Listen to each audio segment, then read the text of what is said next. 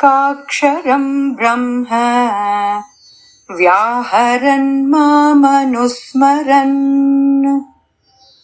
యప్రయాతి త్యజన్ దేహం సయాతి పరమాం గతిం. పరమేశ్వరుడనైన నన్ను స్మరిస్తూ ఓంకారమును జపిస్తూ శరీరం నుండి వెళ్ళిపోయిన వ్యక్తి పరమగతిని పొందును. ప్రణవము అని కూడా పిలువబడే ఈ పవిత్రమైన ఓంకారము శబ్దరూపంలో ఉన్న బ్రహ్మన్ సూచిస్తుంది. కాబట్టి భగవంతునిలాగే నాశనం లేనిదిగా పరిగణించబడుతుంది. ఇక్కడ శ్రీకృష్ణుడు అష్టాంగ యోగ సాధన పద్ధతిలో ధ్యానం చేసే విధానాన్ని చెప్తున్నాడు.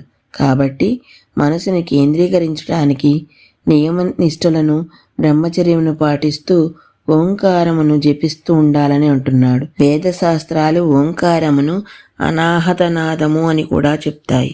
ఈ శబ్దము సమస్త సృష్టి యందు వ్యాపించి ఉంటుంది. దీనితో అనుసంధానమయ్యే యోగులకు ఇది వినబడుతుంది. రోజుకి ఎక్కడితో ఆపుతున్నాను. మిగతాది రేపు చేస్తాను. అంతవరకు ధన్యవాదాలు.